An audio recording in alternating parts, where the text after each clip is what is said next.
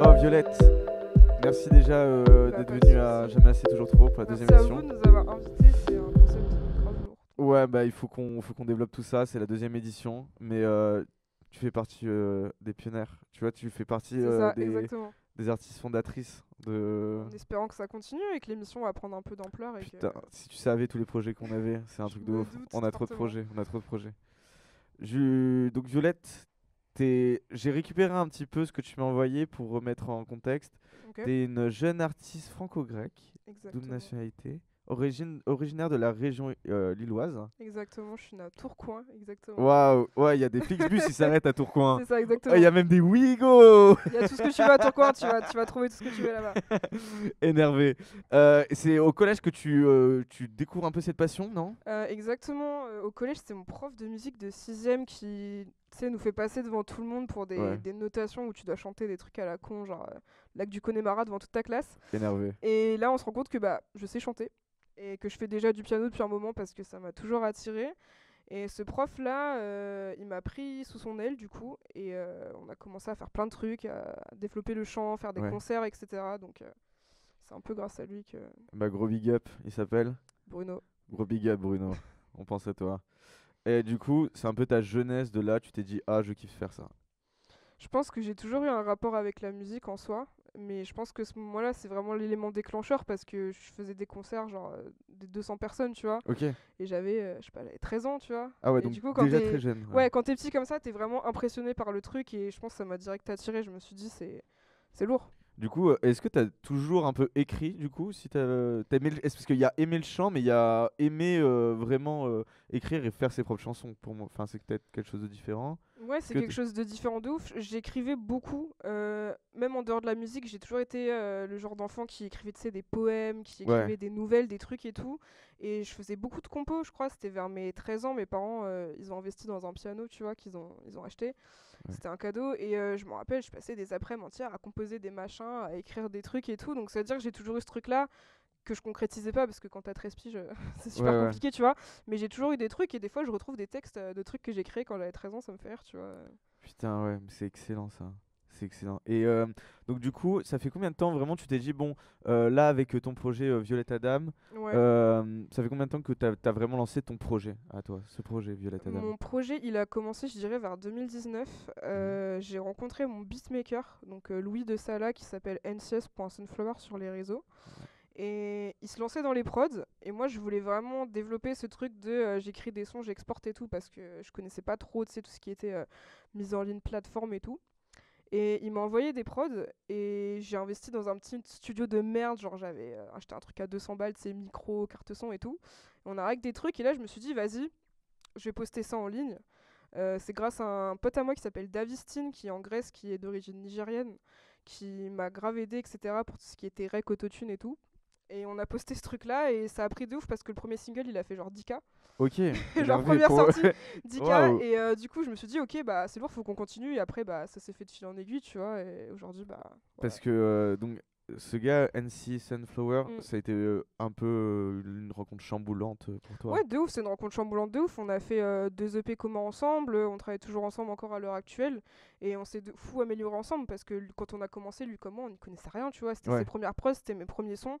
Mais Donc ça marchait en plus, ça passer de marchait, 10 ça 000, marchait. ouais. Ça marchait, et surtout que mon premier EP, il était déjà signé chez Je n'ai jamais à l'époque. Ok. Donc quand on a vu qu'il y avait cet attrait autour de notre musique et que les gens réagissaient, que ça leur faisait quelque chose, tu vois, on s'est dit, faut qu'on développe le truc à fond. Et ça implique quoi un peu de signer un contrat de distribution avec Je n'ai jamais, par exemple?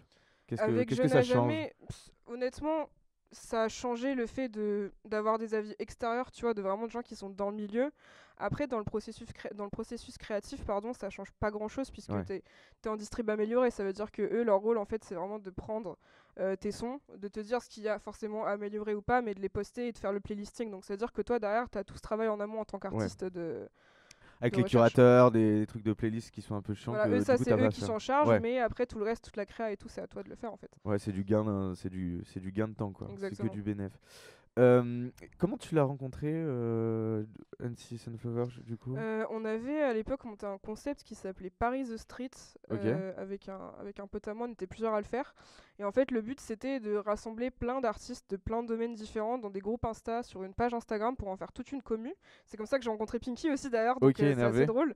Et du coup, on a commencé à parler et tout, ça s'est fait de fil en aiguille. Et avec Pinky d'ailleurs, pareil, on a commencé à se parler et ça collait direct, que ce soit au niveau feeling, musical, etc. Donc en fait, c'était vraiment le hasard d'être Putain, dans mais un des groupe. bonnes rencontres directes, quoi. Ouais, direct. Genre Ouais, vraiment, ouais. j'ai eu la chance de bien être entourée dès le début, tu vois. Et du coup, en fait, finalement, vu que du coup, je parle avec Sunflower, Mm. vous vous êtes mis assez rapidement d'accord un peu sur. Parce que lui aussi, il était dans sa recherche, il cherchait sa propre identité, toi aussi. Comment ça se passe un peu est-ce que vous vous mettez rapidement d'accord ou est-ce que tout simplement il t'envoie des prods, tu poses dessus? Est-ce qu'il y a de la discussion ou ça se fait naturellement? Ok, c'est grave une bonne question. Je pense que pour les premiers sons qu'on a fait ensemble, c'était vraiment, tiens, je fais ça. Est-ce que ça te parle? Je t'envoie un pack de prod, tu te débrouilles. Donc c'était le cas avec Full Ardure, le premier son qu'on a sorti. Et il y en avait d'autres qui malheureusement sont pas sortis. Ouais. Et après, quand on a fait mon premier EP 8am ensemble, il y avait vraiment cette recherche. Genre, on a mis vraiment une DA, on s'envoyait des refs, etc. Et on s'est dit, vas-y, on va créer ce truc, tu vois, dans un univers structuré, etc. Et après, ça s'en a découlé pareil pour Vortex, le deuxième EP. Et voilà, maintenant, entre nous, c'est plus, voilà, je t'envoie un truc, tu kiffes, qu'est-ce que t'en penses, je te vois bien comme ça, tu vois. Mais dans la conception de EP en lui-même, ouais, c'était vraiment de la recherche commune, en fait. Et parce que au début il y avait donc du coup sortir des singles. À quel moment tu t'es dit bon faut que je sorte un EP parce que en fait t'es obligé de rien. Ton single par exemple le premier que t'as sorti comme ça il a bien marché. À quel moment tu t'es dit oui c'est nécessaire de sortir un EP? Est-ce que c'est venu naturellement encore une fois ou Je il y pense avait que oui et non, c'est venu naturellement dans le sens où quand tu fais des sons qui sont tous dans un même univers, au bout d'un ouais moment ça finit par s'assembler. C'était le cas pour 8am, tu vois, et pour Vortex aussi d'ailleurs, où tu es dans ton processus créatif et tu dis en fait tout est logique, tout découle de source. Donc c'est là que tu te dis le projet il a du sens. Et après il y a aussi, je pense, en tant qu'artiste, le fait de faire une stratégie au bout d'un moment, ouais quand tu as envie de sortir plus de choses, etc., de te professionnaliser, tu penses aussi à l'aspect stratégique mais qui était beaucoup moins présent au tout départ. Là maintenant, je pense que oui, je vais y réfléchir plus, mais je pense qu'à l'époque, c'était vraiment tiens, regarde, on a 6 sons qui collent tous bien ensemble, qui sont dans le même délire, vas-y, on fait un EP, tu vois. ouais carrément. Ouais on les regroupe. Et du coup comme tu me parles de regrouper les choses moi je pense à Thème. Pour les personnes qui ont pas encore écouté tes sons, tes projets qui sont déjà sortis, c'est quoi les thèmes que tu abordes pour les personnes qui ne te connaisseraient pas? Je pense que dans 8am, on avait vraiment un thème qui était beaucoup plus axé love. C'est-à-dire que c'est un EP qui globalement tourne autour d'un aspect, genre on a une ambiance grave Miami et tout ça, États-Unis, grave dans le love, etc. Carrément, on avait fait des visuels de GTA, pardon. Ah ouais. Donc c'était vraiment une ambiance grave particulière. Et pour Vortex, par contre, c'est beaucoup plus introspectif, pardon, dans le sens où ça parle de mes origines.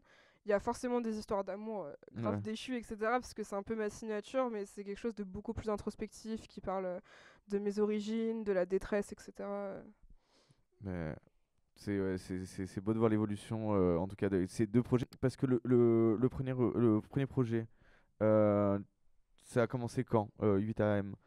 C'est en juillet 2020 je crois, un truc comme ça? Il est sorti en 2020, donc je pense qu'on a dû le commencer fin 2019, si mes Ok. souvenirs ne sont pas mauvais. Ce qui était ressorti après chez Nos Jeunes à Jamais, pardon, on l'avait déjà sorti, il était reparti chez moi et on l'avait ressorti avec eux. Et pour Vortex, par contre, c'était vraiment 9 mois de travail, genre c'était très long. Ouais, Et on l'a sorti en février 2021, ouais, c'est ça. donc ça Ok. commence à faire un peu. Ouais, parce que du coup, comment t'expliques un peu? Bah, du coup, deuxième EP, enfin, t'as envie de t'appliquer un petit peu plus, t'as envie de. Il y a beaucoup de sons que t'as laissé de côté, du coup, j'imagine, Non, ou pas trop? j'ai vraiment pas laissé beaucoup de sons de côté parce Ok. que je suis quelqu'un, je sais pas comment, je sais pas pourquoi, mais chaque son est hyper symbolique pour moi. Et j'ai du mal en fait à faire des sons et à les laisser de côté, tu vois. Je me Ouais. dis que chaque son que je fais, faut que je l'exploite. Donc je pense que bien sûr, comme tout le monde, tu vois, je dois avoir des maquettes qui traînent dans un ordi. Mhm. Mais quand je suis en mode conception d'EP, vraiment je réfléchis à chaque son, etc. Et je pense le fait que ce soit différent comme ça, c'est aussi qu'en tant qu'artiste, tu grandis, tu vois, tu mûris, et t'as pas la même expérience, t'as pas la même créativité que quand tu démarres, en fait, comme tout le monde, en fait, t'as des progrès, tu vois. Et je pense que ça joue énormément. Et avec Louis, quand on a continué à faire de la musique, on a grandi ensemble, on a appris tellement de choses, etc. On avait d'autres influences aussi, tu vois. Donc c'est un mélange, je pense, de tout ça qui fait que t'arrives à un résultat beaucoup plus différent sur le deuxième projet. Ouais, du coup, ouais, c'est ça. Donc il y a une évolution et puis vous avez pas travaillé l'EP de la même façon On aussi, n'a pas travaillé de la peut-être? même façon. Après, ce qui était assez particulier avec Louis, c'est qu'on habitait à 3000 km l'un de l'autre. Ouais. Parce que pour Donc, les deux conceptions d'EP, j'étais en Grèce, il était en Belgique. ok. Donc c'était exclusivement du virtuel. Et pour vous dire, Louis, je l'ai vu que 3 fois dans ma vie, tu vois. Ok, ouais, Et énervé. c'est-à-dire que ça fait genre 3-4 ans qu'on se connaît et on a tout fait en distance. Et c'était aussi nos méthodes de travail qui s'amélioraient aussi avec le temps, etc. Tu vois, c'était pas pareil. Ouais. Mais non, mais ouais, énervé. Et putain, ouais, du coup, j'ai regardé un de tes derniers clips, Jeune Blanca. Alors c'est pas le dernier, mais L'un des c'était. derniers, l'un des derniers. Ouais. Ça Non. remonte un peu, mais ouais. Mais, waouh, Non, le mec, ça t'inquiète, y'a pas de rigole. Non, souci. mais ça rigole là, ça rigole par ici. Non, non, mais en gros, moi, c'est celui, si j'en parle, parce que j'ai été vraiment assez impressionné par rapport à la réal, quoi. Est-ce Bah, que est-ce que Pinky il est là? Viens voir. Parce qu'en fait, c'est Pinky qui a réalisé le clip à Ok. l'iPhone. À l'iPhone, ah Ouais, ouais, en fait, pour vous expliquer waouh. l'histoire de Jeune Blanca, c'est qu'en gros, on n'avait pas de budget et j'appelle un soir en pleurant, je lui dis, on fait comment pour faire un clip? Genre, à l'époque, je crois, j'avais quel âge? J'avais 16 ou 17 ans. J'étais jeune de ouf, tu Ouais, vois, ouais. et genre, on n'avait pas de budget et je l'appelle en pleurant, je dis qu'est-ce qu'on fait et tout, faut qu'on fasse un clip et tout, on a rien. Il m'a dit t'inquiète, on dit on a des bons téléphones et tout, on part et ça s'est fait de source, on a réussi à trouver un cheval et tout, ma grand-mère m'a cousu Non, une mais robe. oui, non, mais oui. Et on a loué un drone vite fait sur un site, on n'avait même pas les autorisations du tout, on filmait genre n'importe comment dans des endroits interdits et tout. Et on est parti sur 2 jours dans le nord, on a filmé ça, je sais plus c'était où, genre à Etretat je crois, je sais plus c'est Ok. où. Ouais. Et on a tout fait nous en fait, et genre même pour le montage on a fait appel à un gars, Letters, Big SO à lui tu vois, qui nous a monté ça etc. Un gars que je connaissais, mais pour tout ce qui est prise de plan et tout on l'a fait à deux, genre vraiment en mode bricolage. Bah, franchement, les gars, bien joué parce que, Tu vois. bah, du coup, je vous en parle parce que c'est l'un des clips qui m'a le plus marqué. Ouais. Parce que je trouvais vraiment la réal de ouf. Enfin, fou. Bah Folle. voilà, du coup, collab en mal, c'était vraiment du bricolage. Et je pense que ça, c'est un truc dans ma musique que j'essaye de mettre en avant, le fait que t'as pas besoin de matos en fait pour faire ce que Ouais. tu veux faire. Même le clip, le dernier clip de Lolita, pour ceux qui connaissent, on est juste parti donc avec Nabila, Freaklight, mon ancienne clippeuse, qui vraiment on était à deux, on a fait tous les décors ensemble, on a posé 50 € pour les décors et on a tout fait en vite fait, tu vois. T'as pas besoin d'avoir une équipe Ouais, super bien. En noir et blanc. En noir et en blanc. noir et blanc Ouais, ouais, ouais, exactement, ouais, ouais. avec un big buffet de Ouais, trucs, c'est ça. Il était énervé. tu vois. Et du coup, il y a Pinky Moss qui est à côté de toi. Ça s'est fait un peu votre rencontre parce que du coup, il a travaillé sur un de tes clips. En Est-ce que fait, vous travaillez à quel moment vous travaillez ensemble? à la base des bases, on s'est rencontrés, comme j'ai dit, sur Paris The Street, du coup, donc c'était un groupe, vas-y, on a commencé à parler, tu vois, on s'entendait grave bien. Et ensuite, vas-y, quand je venais sur Paris, etc., pour des clips, on commençait à se capter, on s'entendait bien de ouf. Et lui, de base, il faisait de la musique, mais pas aussi de façon poussée que moi. Je pense que tu faisais tes trucs dans ton coin, c'était plus des freestyles et tout. Et je sais pas, ça s'est fait tellement naturellement, genre on s'entend tellement bien, on est tellement complices sur notre musique que juste on a développé tout ça ensemble. Et à l'heure actuelle, bah, il mixe mes sons, je fais ses covers, Ouais. on est presque sur beaucoup d'events ensemble, je pense, on s'entraide comme on peut. Donc C'est c'est donnant c'est d'une certaine donnant forme. donnant et c'est vraiment je pense une relation musicale qui nous apporte beaucoup tous les deux et qui nous fait grandir aussi dans notre musique, tu vois. Énervé. C'est génial ce genre de d'amitié, mais aussi d'amitié artistique, quoi. Ouais, exactement. Enfin, faut en profiter. Je t'en ai déjà dit, mais ouais, encore une fois, mon morceau préféré que t'as sorti, c'est Frozen Tears. Frozen Franchement, Tears. je l'ai mis dans ma playlist Spotify. Bah, merci C'est beaucoup. énervé. Moi déjà, quand j'ai découvert ton projet, d'un coup, j'ai pas mal de choses à dire. Ouais. Déjà, enfin, on n'en voit pas assez de femmes qui font du rap. On n'en voit pas assez, faut le dire. Et vraiment, la façon dont tu défends ton projet, que ce soit là le live maintenant ou tout ce qu'il y a derrière. Et puis, félicitations à toi. Parce que même quand tu me Merci. dis là, avec un iPhone, un cheval, un drone, vous avez fait un clip, mais oh les gars, vous avez continué à faire des clips à 50 balles, hein. Le drone en ayant passé une nuit blanche à apprendre comment un drone marche.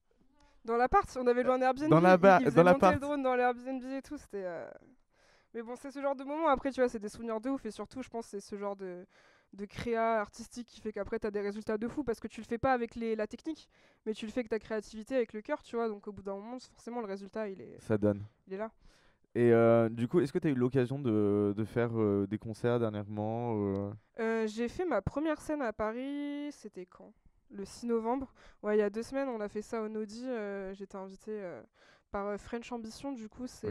c'est une, comment dire, un collectif en fait qui met en avant des artistes, etc.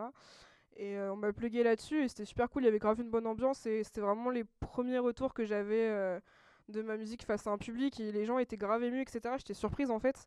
Et du coup, ça m'a fait chaud au cœur et du coup, voilà. Et après, Ça j'avais fait motive. Hôtel Radio aussi un Ouais. petit peu avant, c'était fin septembre, il me semble, ou octobre, je sais plus, je suis désolée, j'ai une Ouais, mémoire ouais. de merde.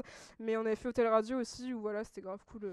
Parce que ouais, là, enfin, je voulais en parler un petit peu, mais du coup, est-ce que, parce que Hotel Radio, c'est, enfin, même là, tu vois, de jouer en live, c'est quelque chose, mais ouais, est-ce qu'il y a ce premier concert, ça te motive? Ça te motive de refaire du. Est-ce que ça t'intéresse aussi? Parce qu'il y a certains artistes, finalement, ça les intéresse pas, en fait, d'avoir ce rapport au public. Est-ce que c'est quelque chose que. Bah, moi, ça m'intéresse parce que je pense que je suis quelqu'un qui fait beaucoup ma musique avec les sentiments, tu vois. Ouais, Et le fait d'exporter ça et de voir aussi le retour que ça a sur les autres, c'est hyper impactant pour moi parce que, comme je dis, en fait, moi, si je deviens une superstar, c'est cool, tu vois, mais c'est pas ça mon objectif. Moi, vraiment, le but, c'est que les gens puissent prendre tout ce qu'ils ont à prendre de ma musique. ouais. Et ça veut dire, quand t'es face à des gens, tu vois, que tu fais ta perform et que t'as ce retour-là, des gens qui te disent waouh, j'ai failli verser une larme et tout, de ce que tu m'as dit, ça m'a grave touché et tout. Mais en fait, c'est la meilleure récompense du monde. Parce que je préfère avoir deux mecs qui vont me dire ça plutôt qu'avoir 100 personnes qui vont me streamer, tu vois ce que je veux Ouais, dire. carrément. Ouais, ouais. D'avoir un C'est retour. l'aspect humain aussi, je pense, qui manque de plus Ouais. en plus aussi dans la musique actuelle, tu vois. Et du coup, parce que là, j'ai entendu Pénombre un moment. Ouais, Pénombre, du coup, c'est un jeune artiste lillois qui a 25 ans, qui est Ok. d'origine ivoirienne. Et on se suivait de ouf sur les réseaux depuis un petit moment, je crois, ça fait bien 2 ans qu'on se suit et tout. Et récemment, du coup, j'avais le son là, Browning, et je pensais à lui par rapport à ce son, parce qu'il avait sorti des trucs vraiment cool récemment.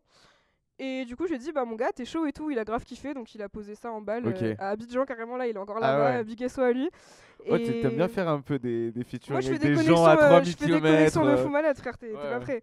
Et du coup, voilà, big SO à lui, il fait partie d'un collectif qui s'appelle KOB, un collectif lillois aussi, qui sont grave chauds. Et voilà, il y a plein de trucs qui arrivent aussi de leur côté, donc je leur souhaite vraiment tout le meilleur. Énervé. Et j'ai entendu aussi Mania, du coup. Mania, c'est un EP qui traîne énormément, hein. ouais, je vais vraiment peaufiner, etc. Mais je prends mon temps dessus parce que troisième projet, j'ai vraiment envie de sortir quelque chose Ouais, de parce que big. là, tu vois comment un peu ton avenir dans cette carrière musicale, dans ce projet musical. Bah, à C'est- court terme, j'ai vraiment envie de spécifier de plus en plus ma DA, tu vois, parce Ouais, que on me dit toujours que la DA que j'ai est grave particulière. J'ai envie vraiment de pouvoir mettre plus de moyens, tu vois, et de faire des trucs beaucoup plus poussés par rapport à ça. Je travaille avec des gens, tu vois, qui m'entourent de plus en plus, etc., avec des agences qui me suivent aussi en ce moment. Donc là, on va voir comment ça se profile. Le but, c'est de commencer à sortir encore des petits singles, et puis bah, l'EP que les gens vont voir arriver mais à un moment donné, l'année on va prochaine, écouter tu ça vois, je sais fort pas dès que ça quand. sort, en tout cas ici. Voilà. Et bah merci beaucoup Violette pour cette Merci à interview. toi, et merci beaucoup à tout le monde, tous les gens qui sont là pour l'invitation, ça fait grave plaisir.